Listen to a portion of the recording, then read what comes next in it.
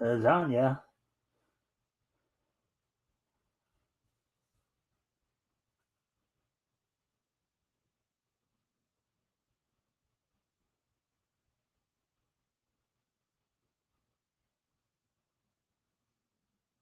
Scooby-Dooby-Doo, looking for you.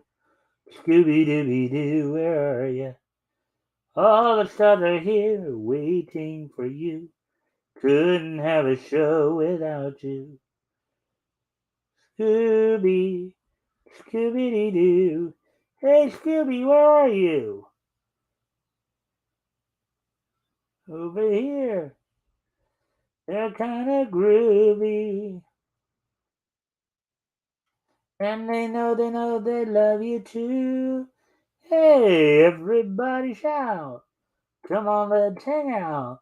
It's time for the Groovies get together. We're gonna see how funny they can be. It's time for the Groovy Ghoulies show. Do do do do do do.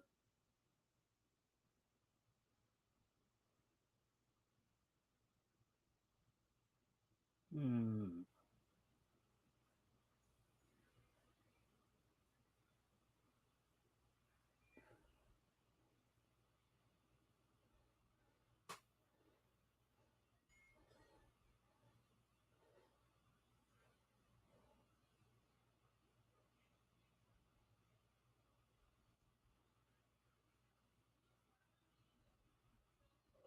Mm-hmm. Just looking over some. Oh, he was a painter and. Hmm.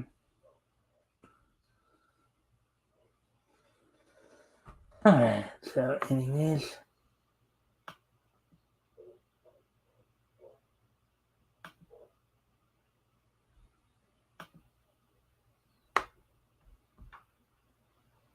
Hey, oh, okay. Hey, RJ. ah, over here. yes, RJ. So as you know, I was like, um, yeah. So, all right. Well, now that we have some people here, 8 minutes more, to tell you guys what's on tap for tonight. Okay, so we have 5 stories that we're going to cover. The first 2 we're going to talk about some passings. Um, one of which, for those who grew up in the 60s, 70s, or 80s, um, don't know all too well. Hey, Mike, how's it going? All right, just about ready to get started on the coverage, Shadow Hawk. We're going to be talking about the passings of Larry Storch and Kazuki Takahashi to start off with. For those who don't know, Larry Storch was an actor, voice actor, known quite a bit prominently throughout the 60s and 70s. You know, he was Drac on Groovy Ghoulies, Joker on a few appearances on the Batman Superman Adventure Hour, the Batman segments, as well as reprising that role on a couple times on new Scooby Doo movies. We're also going to talk about the passing of Kazuki Takahashi, who, of course, is the creator of Yu-Gi-Oh! He was found drifting in Okinawa Bay last week. I'm going to be looking at him as well. And then aside from that, we're also going to talk about new Trigun Stampede trailer coming out. Got a couple of stories regarding comics in terms of DC Comics. Some new stuff going on with the Joker title, as well as Chip Zdarsky explaining why Batman won't use a gun. Also, the WWE Roundup. So, without any further ado, why don't we go ahead and get started now with the coverage then? And as I said, I'm going to go ahead and start off with Larry Storch. Just go through.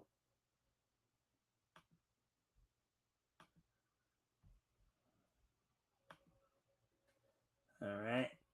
So, I'll read through portions of this stuff. All right.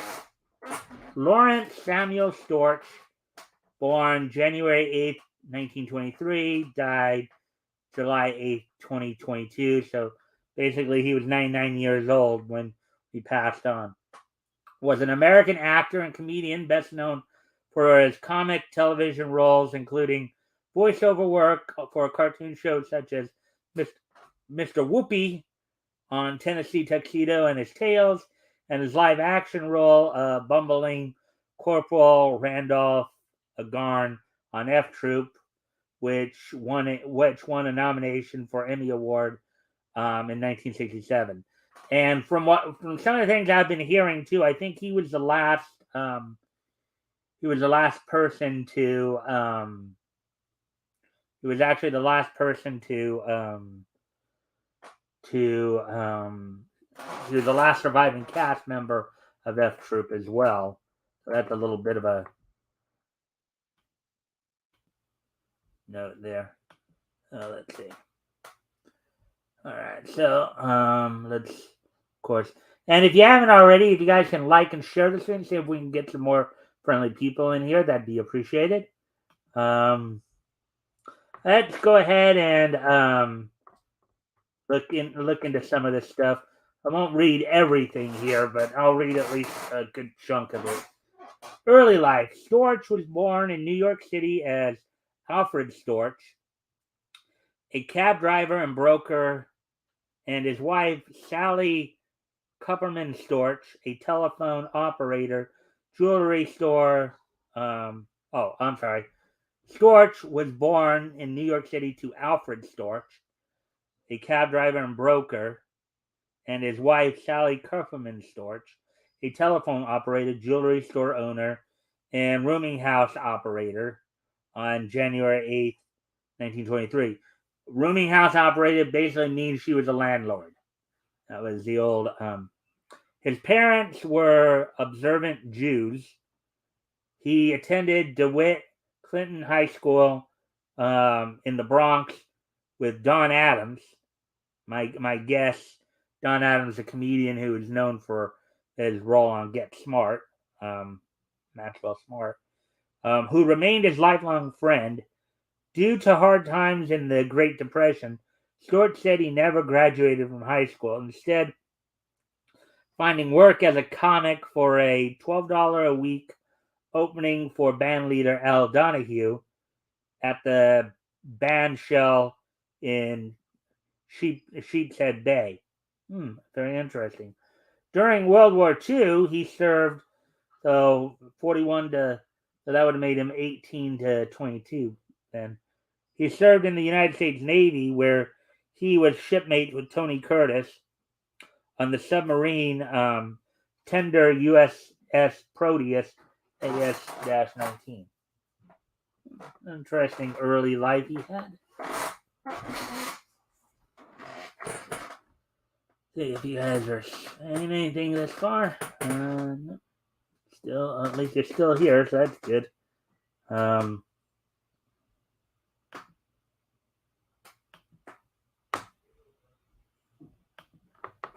right. Storch was originally performing career here. Storch was originally a comic. This led to guest appearances on dozens of television series, including Mannix, Car 54, Where Are You?, Hennessy, Get Smart, with his aforementioned best friend Don Adams, Sergeant Bilko, Columbo, Chips, Fantasy Island, McCloud, Emergency, The Flying Nun, Alias Smith and Jones, Alfred Hitchcock, Howard, That Girl. Now, a lot of these were, of course, in the 60s and 70s, just so you know. I Dream of Jeannie, Goma Pile, USMC, Gilligan's Island, The Doris Day Show, The Persuaders, Love American Style, All in the Family, and Kolchak the Night Stalker. His most famous role was from 1965 to 1967 as the scheming Corporal Randolph Agarn on the situation comedy F Troop with Forrest Tucker, Ken Berry, and Melody Patterson, for which he was nominated for an Emmy Award in 1967. In 1975, Storch co-starred with Bob Burns, who wore a gorilla costume, and Forrest Tucker on the short-lived but popular Saturday morning children's show, The Ghostbusters. This was a live-action show that later that Filmation turned into. I believe Filmation produced both shows.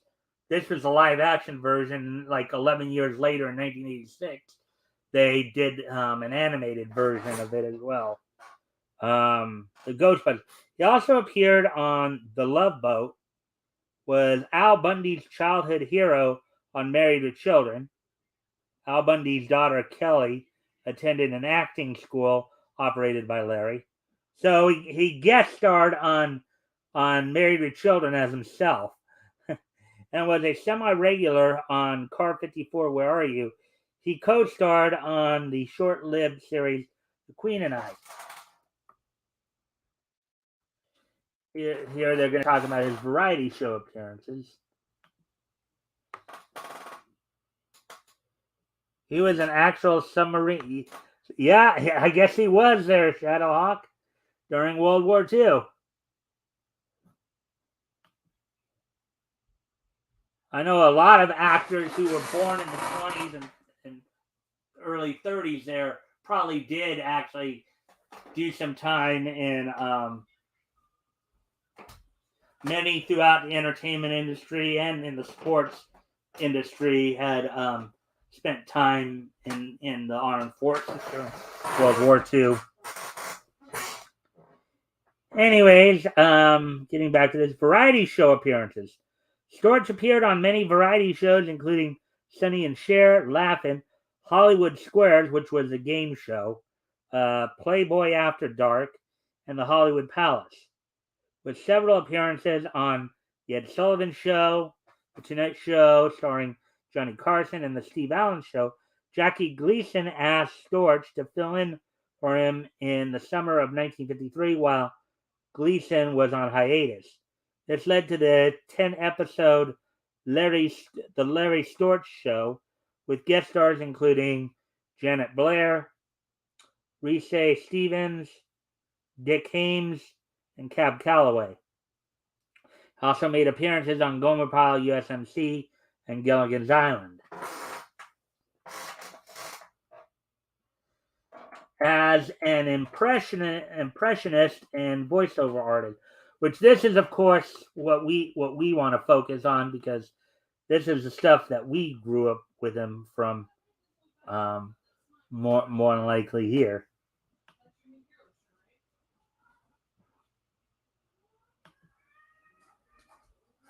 All right.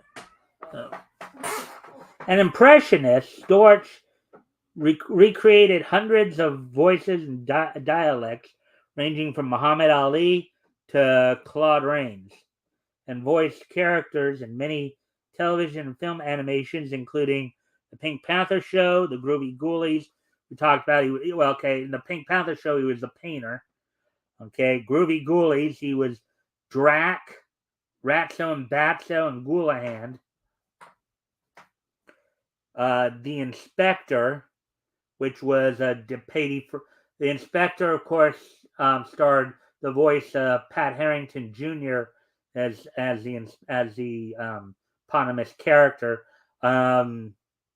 Larry was one of 4 actors who they used as the voice of the commissioner, who was basically the inspector's boss.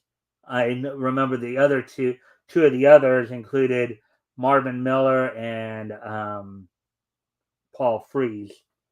Let's see. The Brady Kids, he was Marlin the Bird and Chuck Wilson in that. Cool Cat, he was, of course, the eponymous character along with Colonel Rimpfire there. Coco the Clown, Treasure Island, and Tennessee Tuxedo, who, as we all were talking about earlier, was Mr. Whoopi from Tennessee Tuxedo and His Tales. Storch worked with Mel Blanc and June Foray at Warner Brothers 7 Arts, voicing characters such as Merlin the Magic Mouse and Cool Cat, which we just talked about. He continued his association with Filmation as a voiceover actor in other series and films company produced, including Journey Back to Oz, where he voiced Aunt Em and Uncle Henry's farmhand Amos.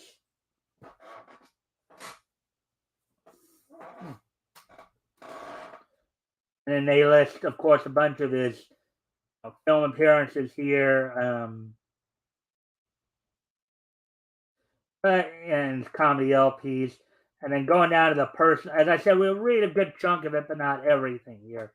Yeah, so the key part of it here is we all want to know he passed away from complications of Alzheimer's at his home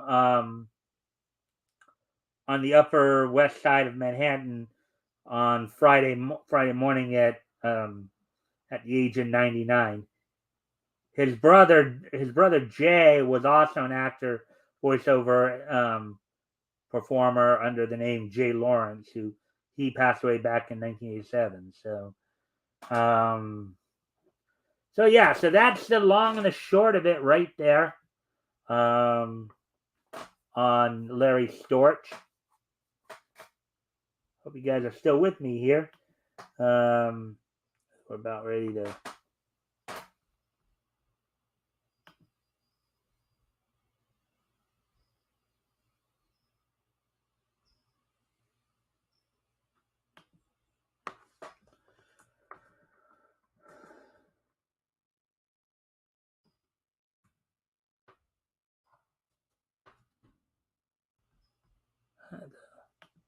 All right. With that, we'll get ready to move on to the next. Next, as I said, we're going to cover the passings first.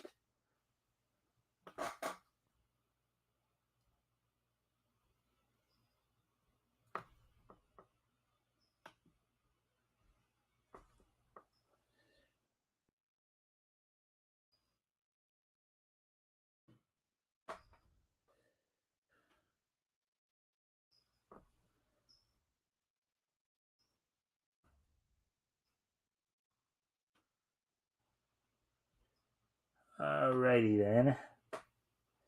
Hey, Woody. Yeah, thank you, Woody, for being here. Let's see now. Yeah, we just concluded the story on Larry Storch here. So right now we're going to move on to the other person who passed away this past week, Kazuki Takahashi, the creator of Yu-Gi-Oh! See what Bounding in the Comics had to say about that. All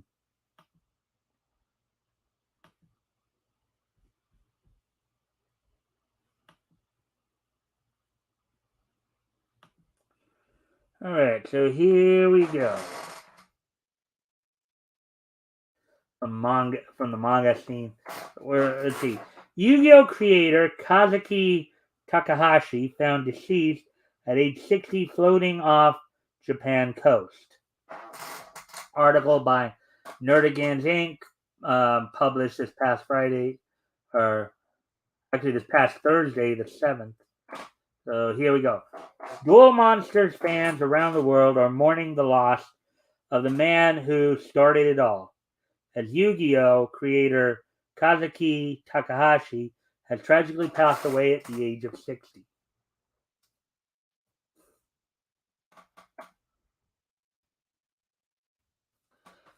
As reported by the Okinawa Times via DeepL, Takahashi was found floating face down in the waters off the coast of Onna in Nago City, Okinawa Prefecture around 10:30 a.m. on July the 6th. That's 10:30 Japanese standard time, which would have been, let's see, I think 13 hours. Let's see, for me here in the West, because it was 16 hours back, so it would have been about, I believe, 6:30 p.m. on the 5th. So would have been 9:30. So it would have been doing our show at the time. Following a report of a potential quote dead body floating unquote to the Nago Coast Guard station from a passing boater. Authorities believe that the mangaka had already been dead for at least 1 or 2 days prior to the discovery of his body.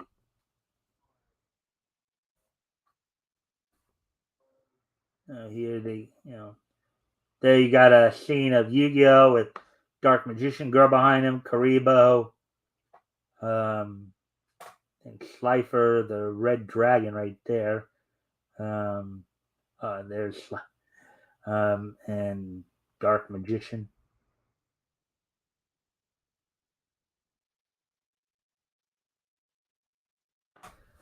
Though his identity was not immediately confirmed at the time of the initial report, according to broadcaster TBS, that's Tokyo Broadcasting System, not to be confused with Turner Broadcasting System, via the Japan Times, quote, Takahashi was traveling in Okinawa alone.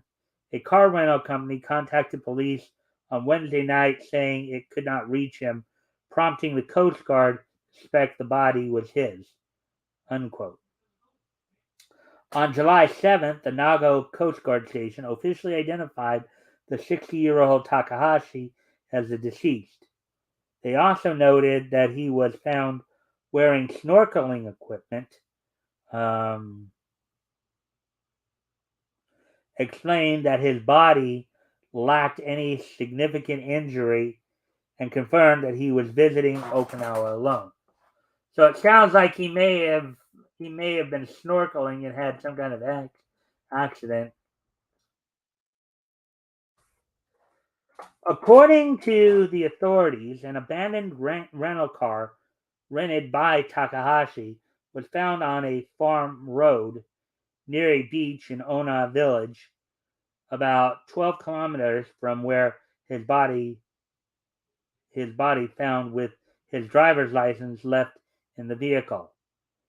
The Japan Coast Guard has confirmed that they will be investigating the circumstances leading up to Takahashi's death.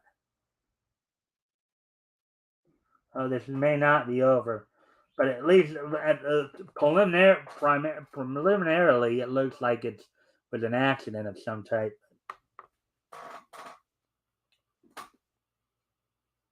I definitely watched F Troop. Okay.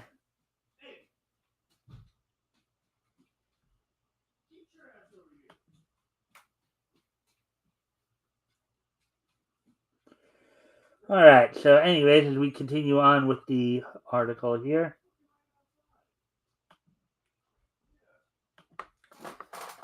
In light of the tragic news of Takahashi's passing, a number of his peers and associates took to social media to pay their respects to the iconic creator.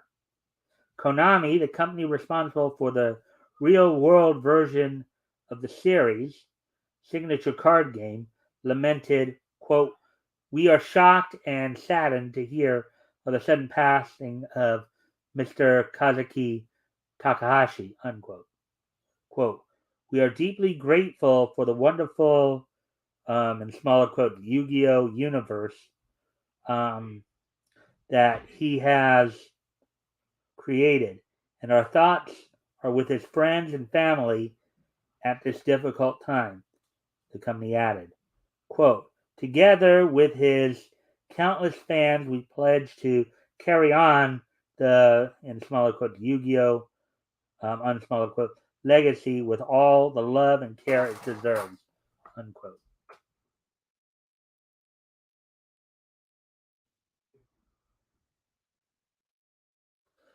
Junichi Hayama, the animation director and key animator for various episodes of the Yu-Gi-Oh! Anime adaptation, tweeted out a sketch of Yami Yugi and declared, quote unquote, "It's a shame."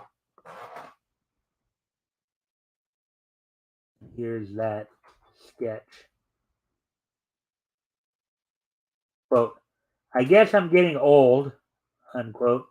He added in a follow-up tweet, quote, "Obituaries are becoming a bone of contention for me, unquote.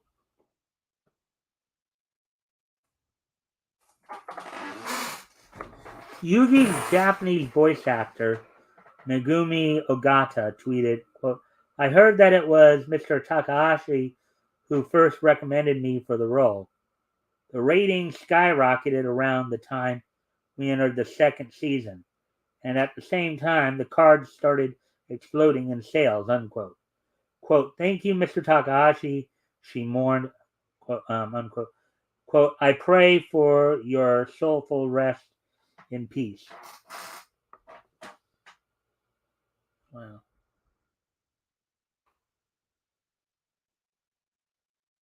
Kenjiro Suda, the Japanese voice actor for Seto Kaiba, simply shared a picture of Kaiba's signature card, Blue Eyes or White Dragon.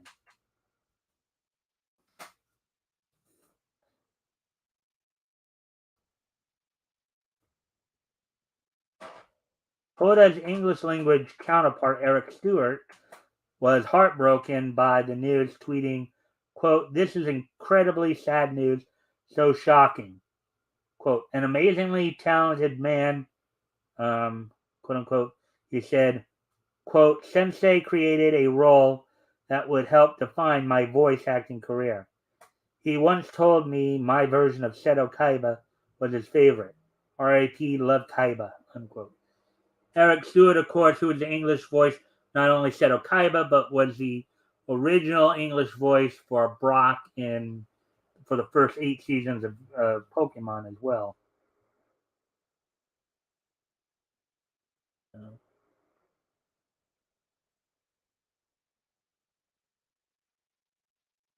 Stewart would later don a Kaiba Corp team jersey in honor of Takahashi's passing. Quote, R.I.P. Sensei, unquote. He captioned a photo of himself wearing the gear. So there you go, right there.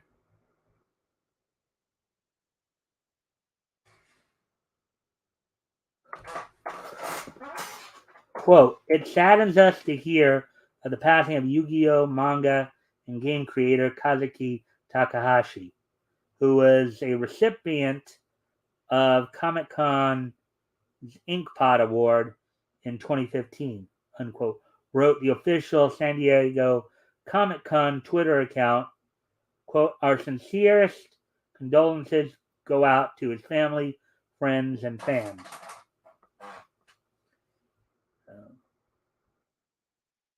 And there was, I guess, Takahashi at the, I guess, from San Diego Comic Con.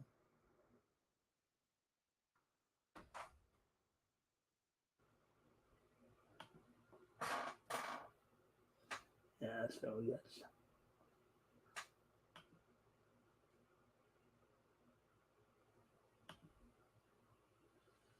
All right, let's see now. Originally from Tokyo, Kazuo Takahashi, pen name Kazuki Takahashi, rose to fame with his 1996-2004 manga Yu-Gi-Oh! Yu-Gi-Oh! Was serialized in Shueisha's Weekly Shonen Jump from 1996-2004. The original Yu-Gi-Oh! Manga was about Yugi, a teenager who receives an ancient puzzle that, upon being solved, awakens in him the alter ego of an Egyptian pharaoh Atem.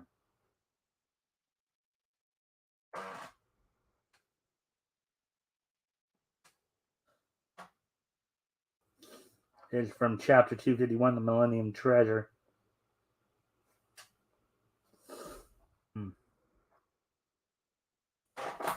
With Atem able to take over Yugi's body, the pair soon find themselves solving their conflicts through a variety of various games. I think Yu-Gi-Oh! Does translate as King of Games, though these games initially take the form of such challenges as a food-based version of Russian roulette or a take on ice hockey played with iron plates. Yugi eventually finds his niche in the series Duel Monsters card game.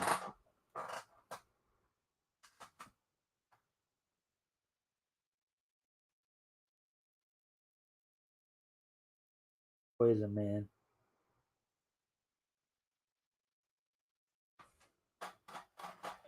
The manga gave rise to a multimedia empire, which now includes a trading card game as well as numerous anime series and films. Incredibly, throughout his life, Takahashi remained a key part of the franchise's expansion, offering some level of oversight over nearly every project developed throughout the Yu-Gi-Oh! Franchise's nearly 30-year history. Most recently, he wrote the original story for the 2016 movie Yu-Gi-Oh! The Dark Side of Dimensions. Oh, there. Over there. I think I saw that movie. I think that was a movie where I don't remember if that was the one where he actually teamed up with two other Yu-Gi-Oh stars, with Jade and Yuki of GX and Yuki Fudo from 5Ds. I don't know if that was the one. Dark Side Dimension was one. Kylo. According to the Guinness World Records, Yu-Gi-Oh holds 2 world records. The first, set in 2011, is that of world's best-selling trading card game, achieved and held ever since the game sold more than 25.17 billion sets around the world. In 2012, the 100th Yu-Gi-Oh! Championship Series event took the title for largest trading card game tournament ever held, hosting a total of 4,364 duelists who believed in the heart of the cards. Wow. Talk about a franchise, huh?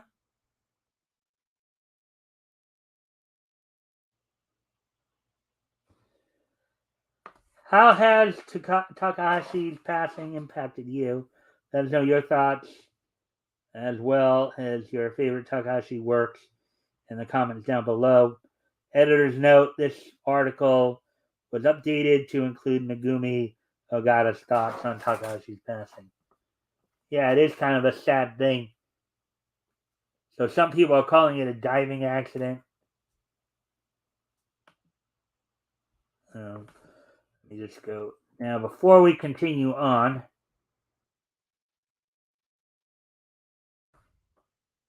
we first get down to, all right.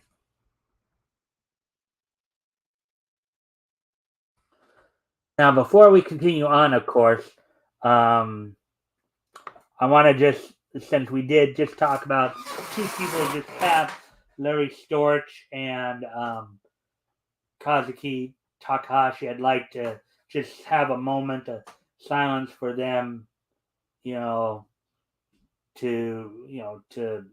observe their passing and stuff like that. And if at some point, if either Mr. Storch's or Mr. Takahashi's family sees this, I just would like to pass on my condolences as a commentator to you, and with that, I'm gonna do a moment of silence, and then I'll come back.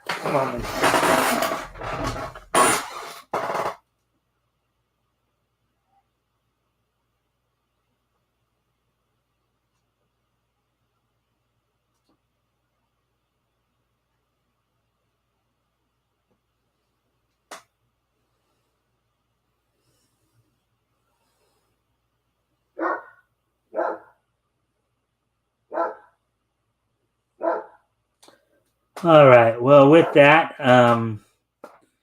obviously I got to go take care of Chloe here for a moment, so I'll be right back. I'm gonna need to step away from the computer anyway, so I'll be right back. I'll leave you guys some music to listen to.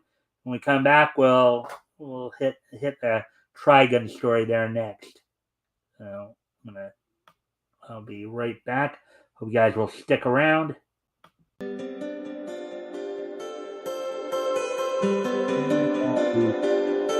great.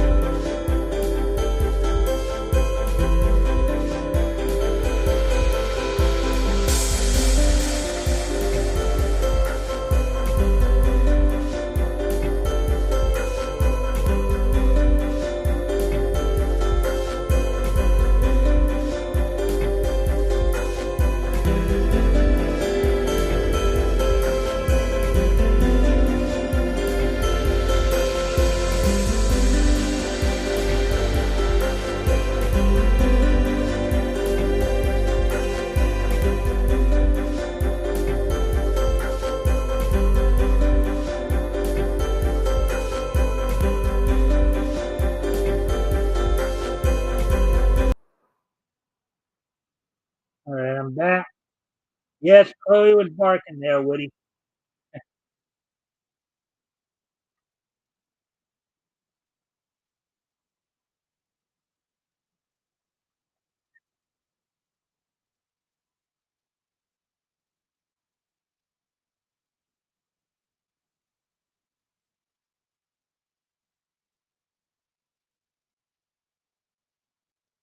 All right.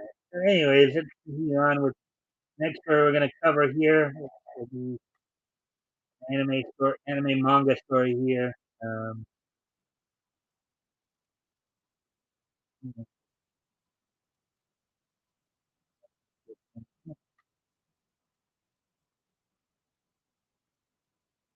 and after this, we'll have a couple more comic stories to go over. All right, Trigun Stampede receives first trailer, reveals new look for Vasha Stampede. Article by Nerdgans published back on last Thursday. So here we go. With his sunglasses, guns, donuts, and a new haircut in hand, Vasha Stampede was locked and loaded during Studio Orange's recent appearance at Anime Expo, which was not this past weekend, but the weekend before, basically 4th of July weekend. Kicking off the Trigun Stampede Lock and Load panel was original series mangaka Yasuhiro Naito himself, who confirmed that he was fully involved with the reboot of his classic space punk western. According to Naito, the reboot is aiming for a highly cinematic feel with mangaka citing Hollywood movies and a post pandemic desire for quote unquote pure entertainment as the inspirations for Bash's new high octane adventure. Well, as long as they don't sit there and try to go woke with it, I don't think that will be a problem. Albeit the original series is pretty cool to look at. Further insight into the series was then provided by Studio Orange producers Kiyotaka Waki and Yoshihiro Watanabe and Toho producer Katsuhiro Takei, um, who spoke to the Trigun Stampede's CG animation style. The trio explained that faithfully capturing the aesthetic of Trigun's 1998 anime was their top priority. Interestingly, after the Trigun manga and anime, the team cited 2D Disney animation as their biggest style markers in bringing Vash to life. So this scene right here is actually from the '98 version from episode 9, Murder Machine from Madhouse.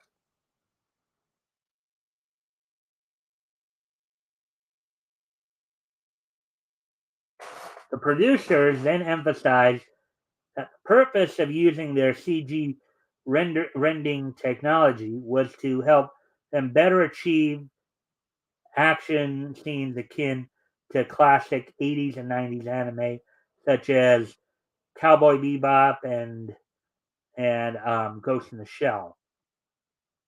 Following this discussion, the team unveiled Trigun Stampede's first full trailer.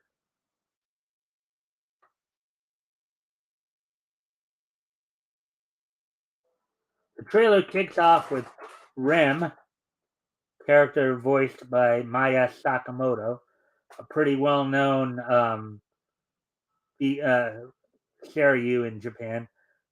She was Shio Phantom Hive in Black Butler, helping a young Vash, voiced by Tomoyo Kurosawa, who voiced Tina Sprout in Black Butler. Excuse me a moment. Sorry, Chloe's at it again. I'll be right back, guys.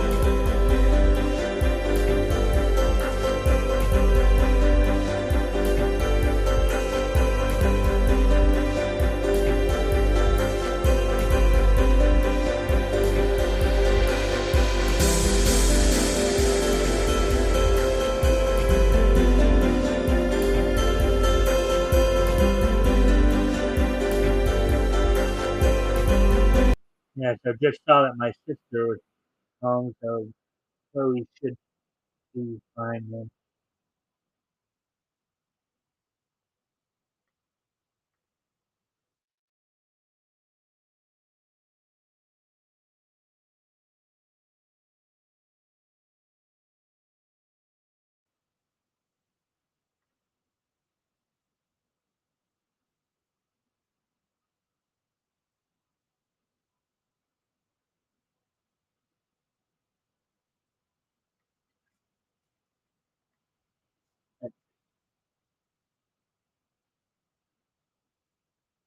Tina Sprout and okay.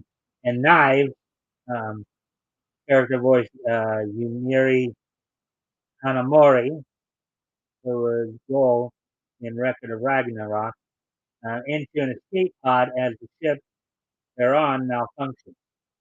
Choosing to stay behind and try admittedly in vain, to prevent the vessel from exploding. Rem says her goodbyes and tells the boys she loves them, and then escapes and blasts off space.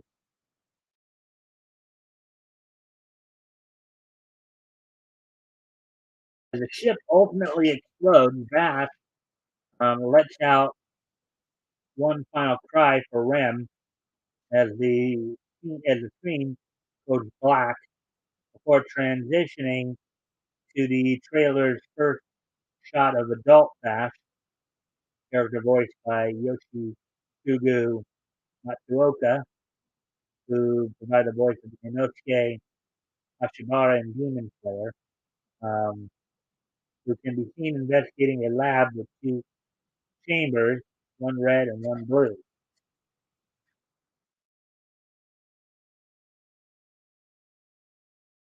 Over a shot of the familiar two moons of Trigon's desert planet setting, Vash begins internal monologue regarding his brother Knives, voiced by Junya Ikeda, who voiced Joe Keto in Digimon Tri, all the while holding up his wanted poster.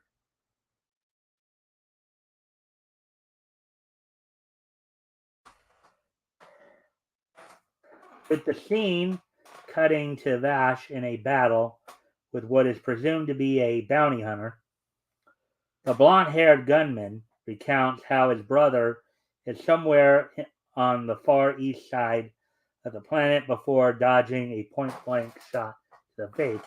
Oh, he's agile, isn't he? Quite agile, isn't he?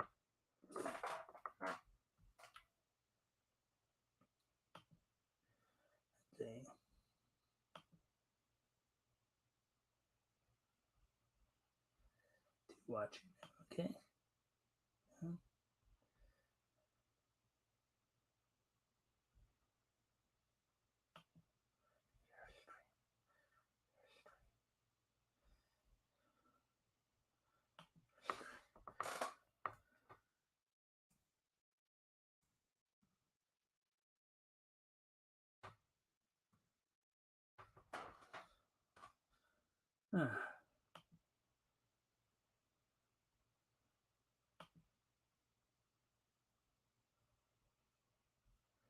All right. After the battle, the role of narrator switches to Knives, who notes that his brother hasn't really changed. Ironically, as a shot of Vash's arm, which was removed and replaced thanks to Knives' violent act, flashes across the screen. As Knives opines that Vash is still lost in his dreams, the trailer shows Vash pointing a gun straight in the air, confirming his brother's assertion by reiterating his signature vow to never kill again.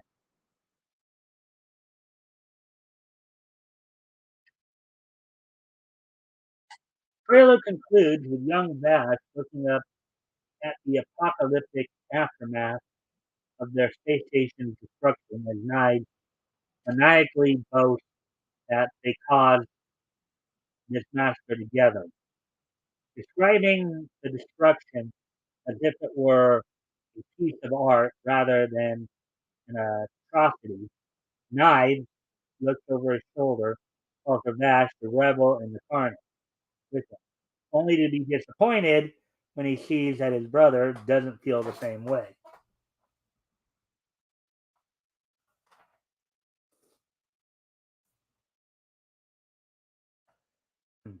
Finally, during the panel, the production team made public the series' first key visual, which depicts Vash being caught in a rope trap and warns that, quote unquote, the human typhoon is coming.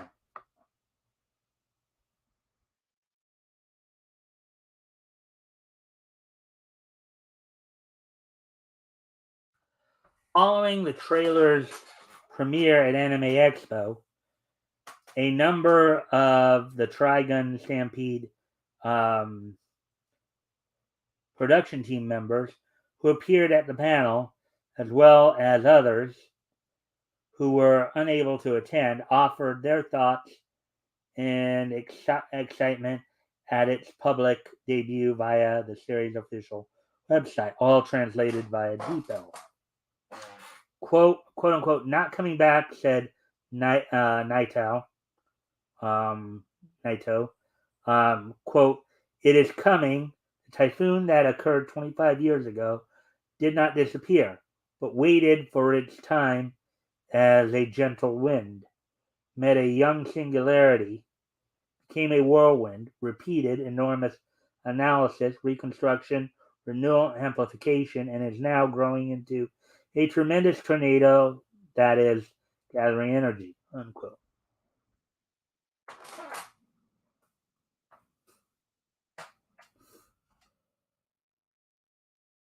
$6 million. He added, quote, the time has finally come. The time has finally come. A fresh, new, and unmistakable Trigun will appear before your eyes. Trigun will not stop being Trigun, even after all this. Perhaps it is because the staff has kept the core of the Trigun in mind. I am proud of the strength of the original work. Now are you ready? Unquote. Quote, don't get blown away, my friends.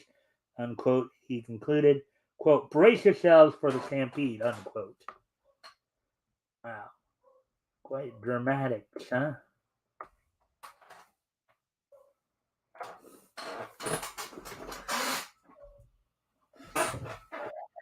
Director Kenji Muto um, explained the series' conceptual premise, telling fans, quote, rather than simply tracing the original manga, which has been serialized for 27 years, he had numerous discussions with Mr. Naito and the producers about the meaning of portraying it again as an entertainment work in the present day. Unquote. In the far distant future, a group of space pioneer immigrants crash land on an uncharted island, no man's land, unquote, Muto elaborated. Quote, primitive lifestyle of the people living there is reminiscent of the American frontier, and with guns in their hands, the former inhabitants of the earth create a new free world where diverse cultures and religions are intermingled. Quote, I wanted to depict a world that is fantasy, yet somehow overlaps with the reality we live in. A world that is connected to our own, unquote, he noted. Quote, characters that run amok in this world are familiar and appealing to. Ludo further teased, quote, outlaws, sheriffs, and rapid fire gunmen move about, shoot each other. It is a critical battle act, unquote. Quote, and please feel the story behind the twin brothers' fate. Unquote. He asked fans in conclusion to his comment. Quote, as a first time director, there are a lot of things um, I haven't done well. Um, but at least it should be an attractive and flawed product. Unquote. Unquote. Please enjoy the activities of Back to Stampede, an invincible gunfighter who never draws his gun, never fights, never stops trying to escape.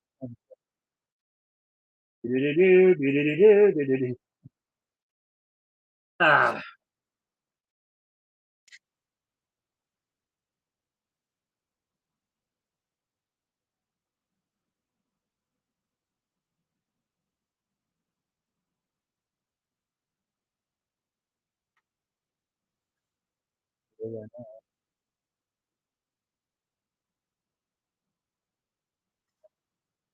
concept artist Koji Tajima explained, quote, at last, an announcement, I can finally say it, unquote. Quote, first of all, I am very honored to be involved in this wonderful project, unquote, he excitedly said. Quote, but to be honest, when Mr. Walkie, the producer, told me this is it, in small quote, I um, I wondered if I was the right person to do it, since I had only experience with live action movies.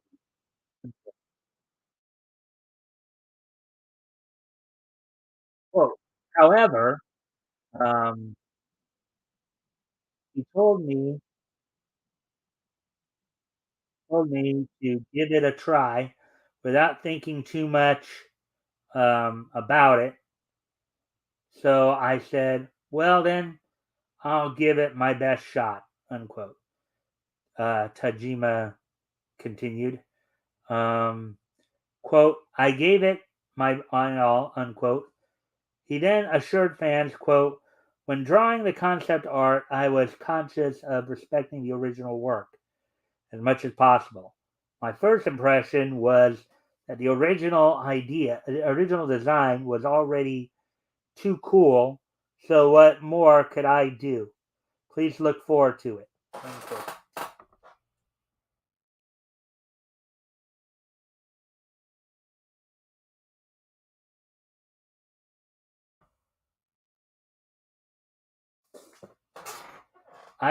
Quote, I received the proposal for the project Trigun in smaller quotes in 2017, before the broadcast of Orange's first original production, The Land of the Lustrous, in smaller quote. Reminisced Studio Orange producer Kyo Takawaki. Quote, the first company I myself joined was Madhouse, and naturally I knew about Trigun, smaller quotes, as well, unquote. He said, quote, during my time at Madhouse, I had seen and heard about the production of the movie version of Trigun Badlands Rumble from the side, so I knew how difficult the work was.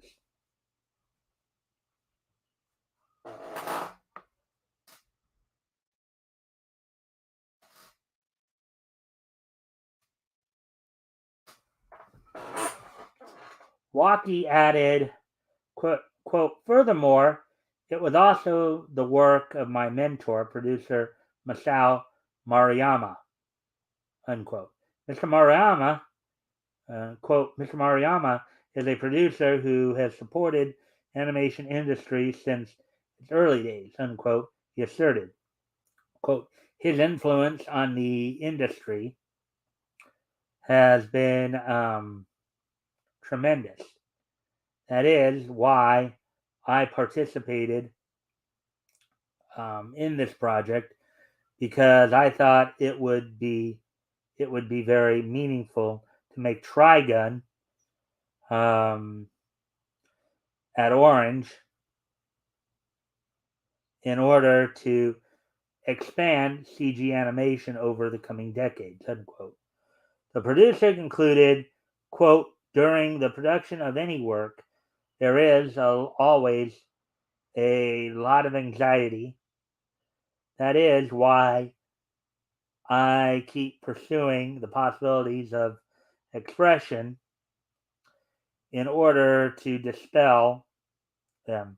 I hope that Orange will be a new starting point for all the expressions that we have cultivated so far, unquote.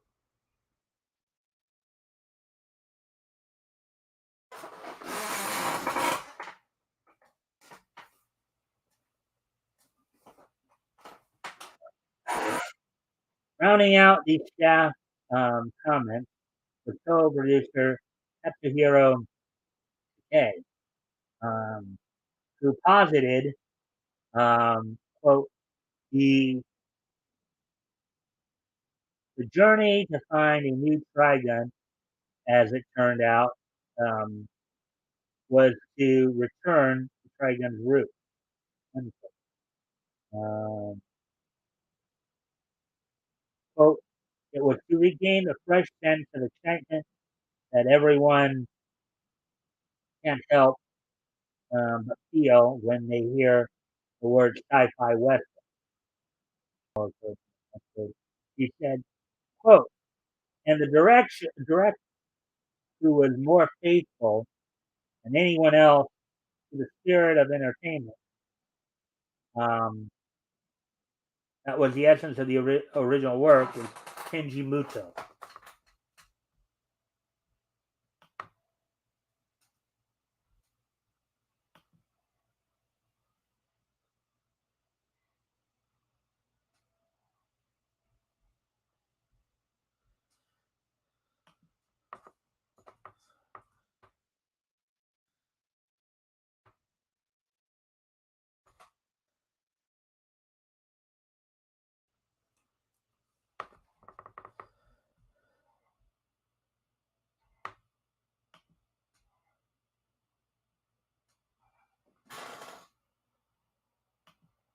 Hmm.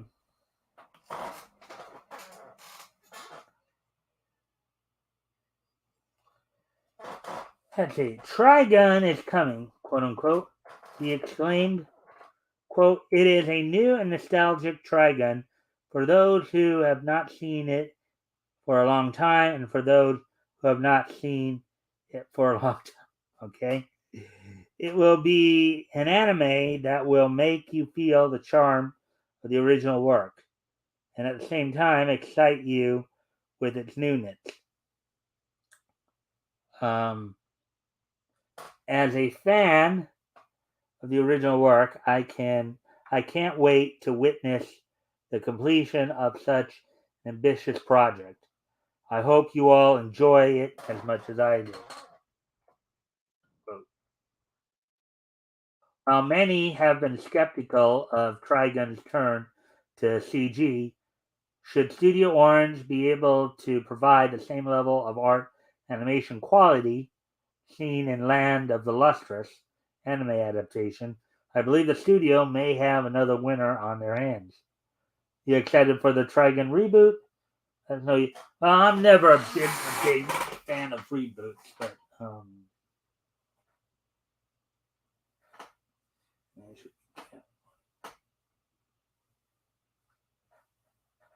anyway.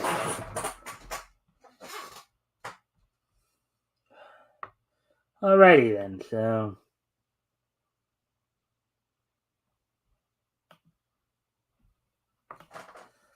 we got done with that part.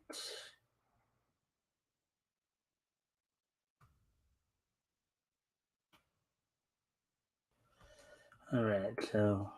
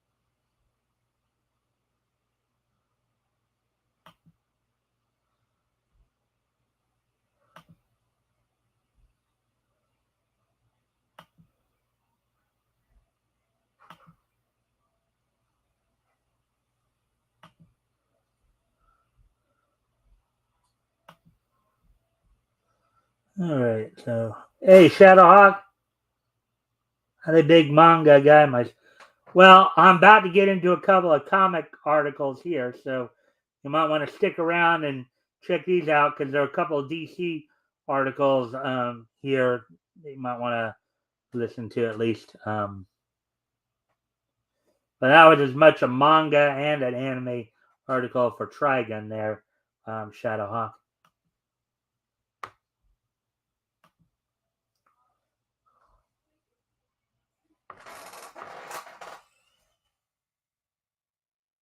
Okay, latest Joker comic from DC Comics reveals new destiny for Jim Gordon. Article by J.D. Augustine, published this past Friday. The new creative direction for the former Commissioner Gordon, now that the tempestuous arc he's undergone since Joker War is finally wrapping up. In Joker number 15, the quote-unquote series finale of the saga, Jim tells Batman he is leaving the capes, villains, and soul-wrenching darkness of Gotham behind to partner with Harvey Bullock and become a private investigator. Quote, I'm entering private practice with Bullock. I'm happy to leave the capes and tights to you and my daughter for a while. Just do me a favor and don't let that D clown stay free for long, unquote. He says to Batman in a rooftop chat that may be their last.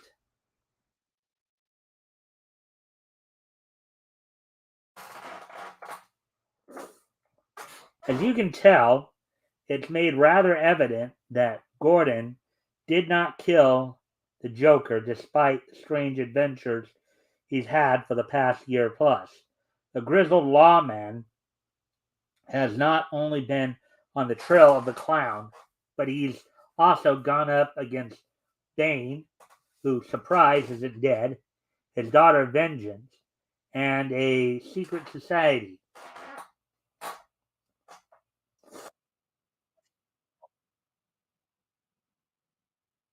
During his travels, Gordon uncovered a group called the Network that was giving shelter to supervillains and actually cloning the next generation of Psycho Rogues. If that wasn't bad enough, he got caught up in a case of a family of cannibals, resulting in a massacre. Oh, good.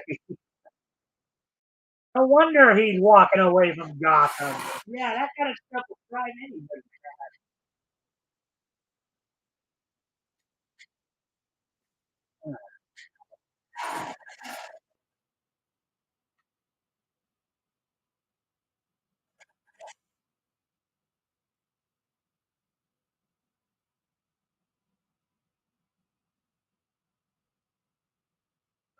Are they stunning and brave? I don't know.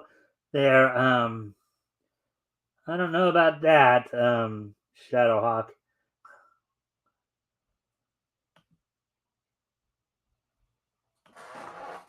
All the while he was serving the interest of the Court of Owls, which tied up an old Talon series plot thread and ultimately returned to second guess if the mission objective, taking out the Joker for good, was really the answer.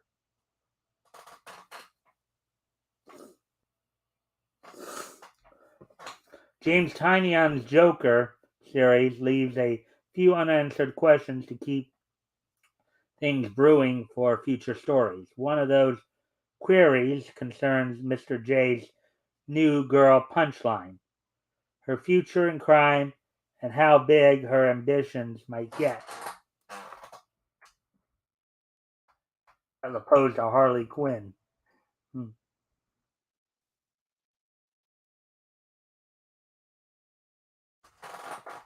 That's something to explore another time, but one thing that is no mystery is what's next for Gordon and Bullock. The duo has tenable potential to become DC's Sam and Twitch, but hopefully without emulating the Gotham TV series too closely. Written by James Tynion IV and featuring art by the team of Giuseppe Camuncoli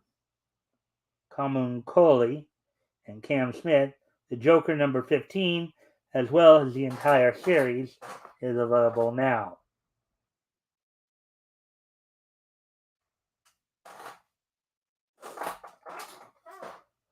The solicitation summary goes like this. Quote, the Clown Prince of Crime had one more trick up his sleeve. A thrilling surprise final issue. How did Gordon escape Texas? What happened to Bane and Vengeance? Did the Joker get the last laugh? Find out. There you go with that one. We will have some more.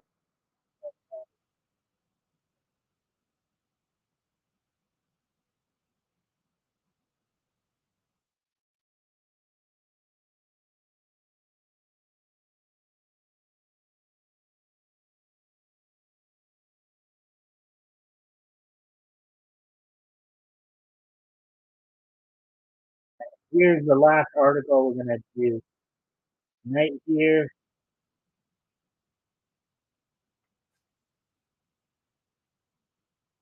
Heck of a year. Yep, a heck of a year, all right. This is going to be the last article we're going to read, and then we'll just do some wrestling wrap up, and then figure out where to go from there.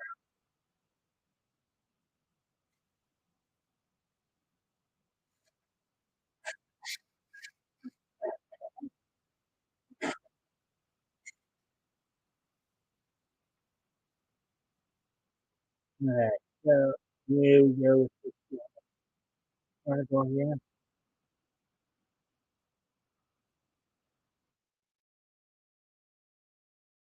Batman, the Night series by Chip Zdarsky explains why Bruce won't use guns. Article by J.D. Augustine, published on July the 9th, before Saturday. Batman has had a complicated history with guns. On the one hand, they are taboo to him and verboten in his repertoire, mainly due to the murder of his parents. But in truth, his stance on firearms has shades of ambiguity.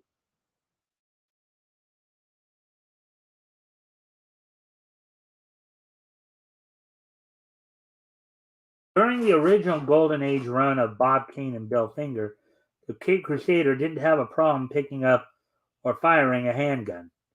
And actually, the morbid irony of the character at that time was he carried the gun used to play his mother and father. Now, mind you, just to give you guys a little bit of a heads up, we will be reading Batman's first appearance pretty soon here within this month. So you guys are going to want to be coming by on Friday to check out the historical comic. We'll begin. Let's see. This idiosyncrasy resurfaced in Elseworld stories from time to time, but following the Silver Age, the official narrative became, quote, Batman doesn't use guns, he doesn't like guns, unquote, to his fault. Frank Miller made this abundantly clear to the extent of belaboring the point in The Dark Knight Returns when his grizzled anti-hero shattered a rifle with bare hands.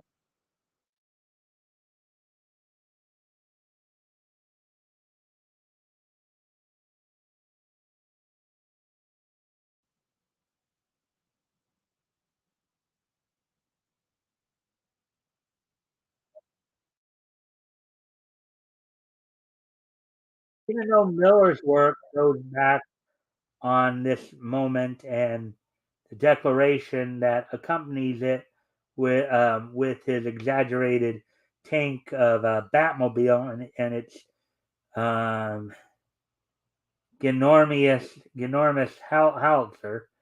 a ginormous howitzer. Batman's antipathy towards guns has been treated like gospel for decades, and now a new attempt is being made to further codify it. Issue number 6 of Batman the Knight by Chip Zdarsky explains in one of Bruce's inner monologues why he won't use a gun despite the fact that he is a very adept sharpshooter. Additionally, the reason is very close to the rationale for why he won't kill. As Zdarsky retells Batman's origin and the story of his training, he depicts a young Bruce being trained in archery and marksmanship with rifle. Um, the, the end his trainer has in mind is disarming, um, quote, the whole damned world, unquote, as possible. Bruce sounds like he will need time to reach that potential when he shares he's having flashbacks to his parents' death. In actuality, he is working on his competency with firearms on his own time, while also developing that line Bruce will be so notorious for as Batman, quote, I can't take a life, unquote. He thinks as he shoots pine cones in the woods, quote, and I can't use guns on anyone because God help me, I'm good at it. Yeah, being so afraid to use a gun because you're so proficient at it. I mean, that's gotta be scary. That's gotta be scary power. You know, you get your hands on a gun, you're gonna kill someone. That that's something else. That's a very interesting mindset.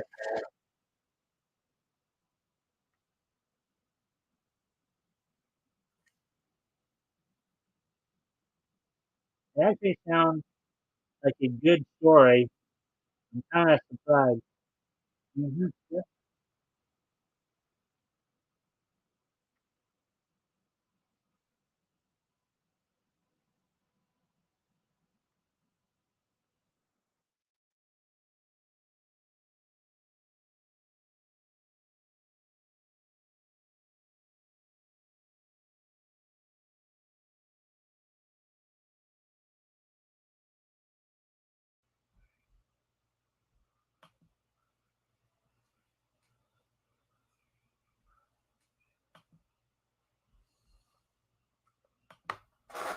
In other words, Batman is afraid he will go too far if he uses a gun because it's a temptation that's too irresistible for him.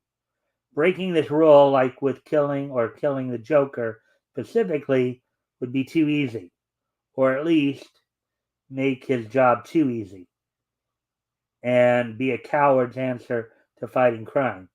There'd be no honor in it for him.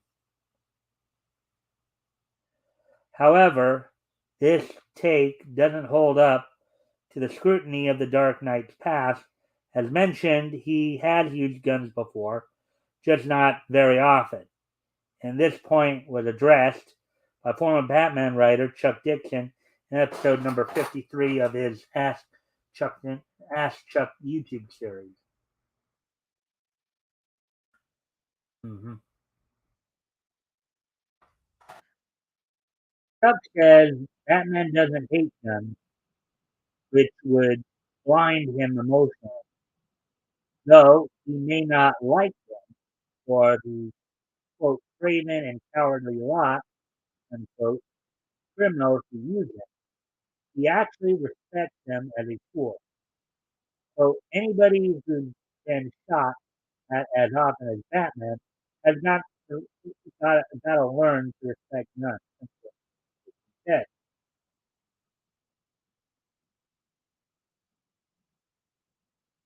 when writing the character, he wanted Batman to be um, quote, conversant with firearms, i.e., knowing all about them because they're what his enemies feel. Dixon even wrote scenes with Batman training Tim Drake, and spoiler, in the art of throwing a gun as a projectile in of itself.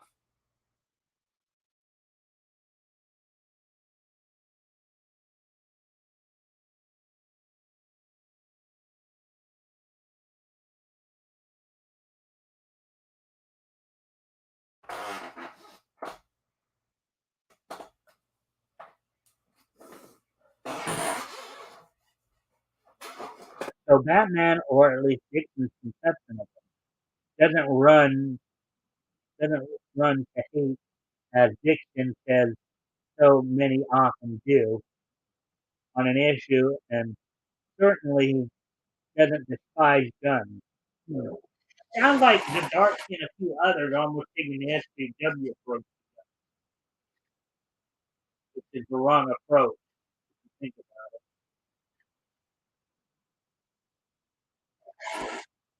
Well, my Batman, unquote, Dixon explained, quote, is not that little of a man.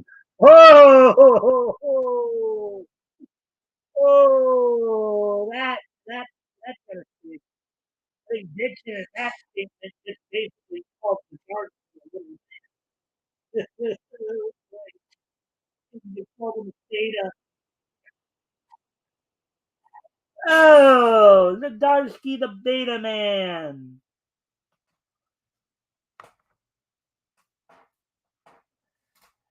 I know about it.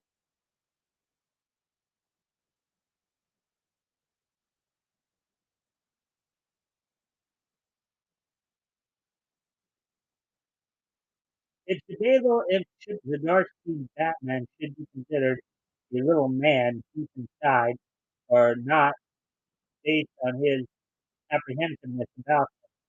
The gun may be a tantalizing urge inducing drugs in the case of a knight. Bruce is still comfortable enough to hold one and practice his aim. I don't know. I think Dixon had called the Darcy a little more.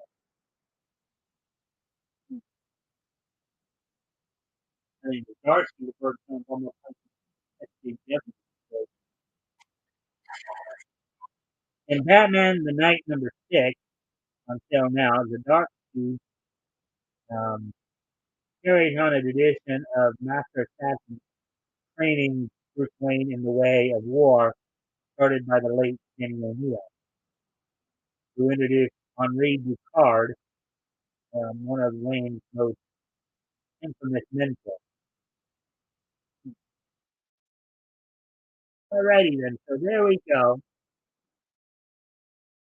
There we go with that one. Um, I'm before I get to the wrestling news and all that, that was the last article we did.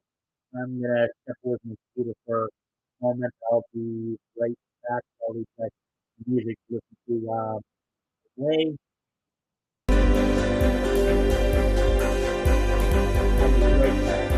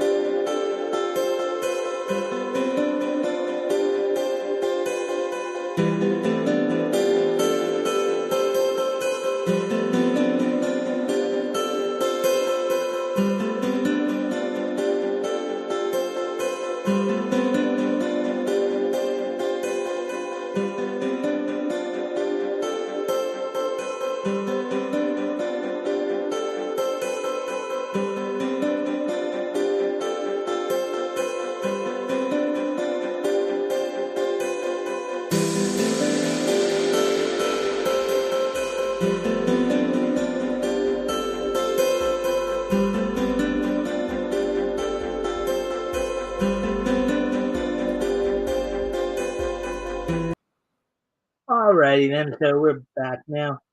So as I said, we just have some wrestling that go over real quick here and then start to wind down here. Looks like we're already at the hour and a half mark here, so I start to wind down soon here.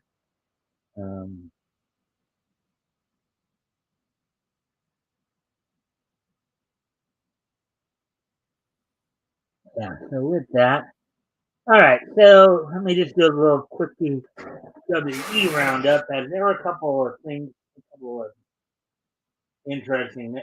First off, you do have more reactions from on basis on condition of anonymity. We've had some wrestlers responding to Mr. McMahon's scandal, the hush money scandal.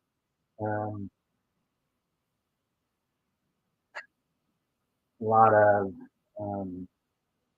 going on. One of the things that happened at a house show over the weekend, apparently Natalia and Liv Morgan apparently had a little bit of a beef, as Natalia had no-sold Liv's finisher, basically immediately getting up after being pinned by Morgan, after Morgan executed her finisher, and then apparently, chastising her for something. But nobody really knows what was going on or what have you, but there may be some legitimate heat now between Natalia and Liv Morgan. Let's see what else. Also, they're saying that the last man standing match at SummerSlam between Roman Reigns and Brock Lesnar for the Universal title, the unified titles, will most likely be their last match together for quite some time. The underlying problem is, though, is that they haven't really been building anybody else up in the WWE lately, and with Reigns going on a partial schedule right now. Nobody even knows really fully why he's even going on this partial schedule. So that's kind of that's at least all of the WWE news right there. So with that, so is there anything else? I know there's at least one other person here now. Is there anything else you wanted to ask me about? Anything wanted to comment on anything we talked about tonight? Or I start to wrap things up here. Well, you have, of course, the This Day in History go through, but I'll give you guys a chance to chime in on anything that we talked about, whether it's passings of either Larry Storch or Kazuki Takahashi, or if you want to mention anything about the new Trigun series coming out, or either the two Batman story, the Joker and the Batman story. So, do you guys have anything you guys want to add to the good show, Mike? All right, well, thank you, Shadowhawk. Anything you want to ask about or talk about before we start winding things down? So if you have anything you want to ask about, I think I'll prepare to do the This Day in Niche History segment. Start to wind things down.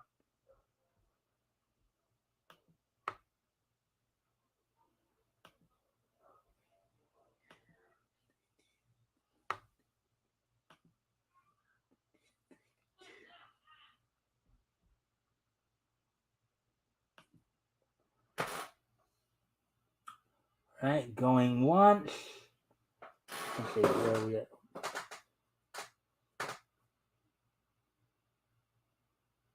All right, there was it. All right, so today being Monday, July the 11th, 2022. Why don't we go ahead and take a look back at this day in each history. History! And the first thing we're going to do, well, we started off the show talking about people passing away. So let's do something a little different here. Let's look at somebody who's celebrating a birthday today. I'd like to wish a happy 50th birthday to Michael Rosenbaum. Kind of hard to believe, considering how young this guy voice sounds and his voice work. Michael Rosenbaum, of course, provides the voice of the Flash throughout the DCAU cartoons. He was also Deadman in both the Brave and the Bold and Justice League episode he was involved in. He was let's see, he was also Agent West in the Zeta Project, and of course his live action work. Y'all might remember him portraying Lex Luthor in the Smallville series. I'd like to wish a happy 50th birthday to Michael Rosenbaum today. Being born this date 50 years ago in 1972.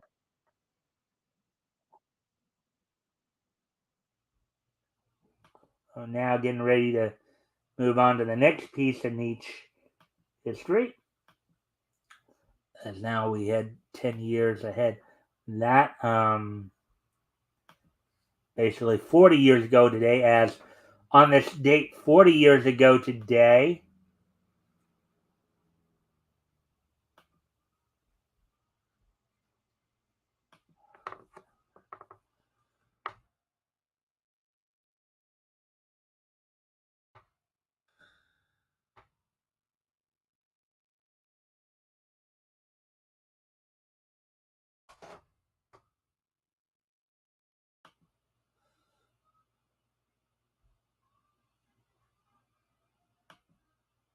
anyways, on this date 40 years ago today, Brian Blair, who would later, of course, go on to be one half of the Killer Bees in the WWE, in the WWF, with Jim Brunzell. Brian Blair would defeat Jimmy Garvin for the NWA Florida heavyweight title in Orlando on this date back in 1982. 40 years ago today, Brian Blair would defeat Jimmy Garvin for the NWA Florida heavyweight title on this date in 1982. So there we go with that one.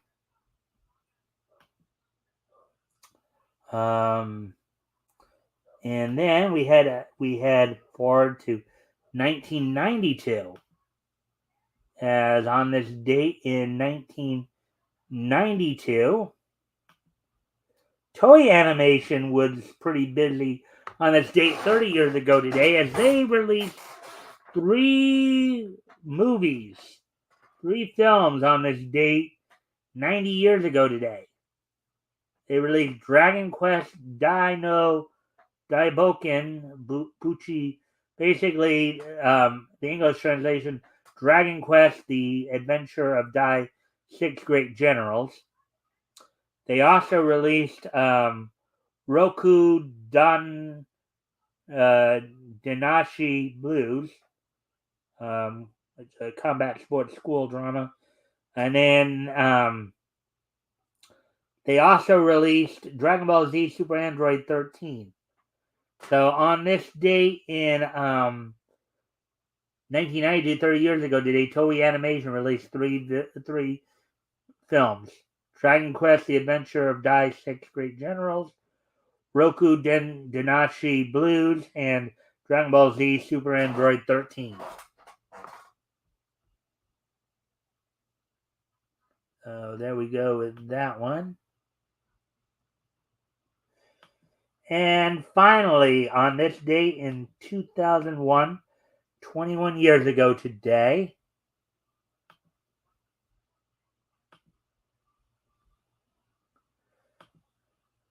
The first issue of Sojourn from CrossGen Comics went on sale on this date in 2001, 21 years ago today. Sold for $2.95 for 32 pages. No title of the story. It was written by Ron Mars, penciled by Greg Land, Drew Gerard did the inking, Cesar Rodriguez did the coloring, and then the cover credits were done by Greg Land and Drew Gerard. So on this date in 2001, 20 years ago today, the first issue of Sojourn, which ran for, I believe it was 34 issues, went on sale on this date back in 2001. Oh, there you go, guys. I thank everybody for being here tonight. Hope everybody had a good time and got a lot out of the info we put together tonight. Don't forget this Friday, of course. We will be. I'll have Rick Piper from Cross Comics with me as we continue our look over comics that went on sale in March of 1939, focusing on Dell and Centaur comics. I'll be reading primarily out of Funnies Volume 2, number 30. Looking at some of the comics that did get left behind after MC Gaines left to form All American, took some of the features with him there, but we'll probably be looking at like Alley Oop. Bosco is actually a newer feature we'll get a look at there. And also we'll touch upon some stuff Centaur as well. So hope to see you guys here on Friday. I hope to see you guys back here tomorrow for more niche news coverage. So until then, bye.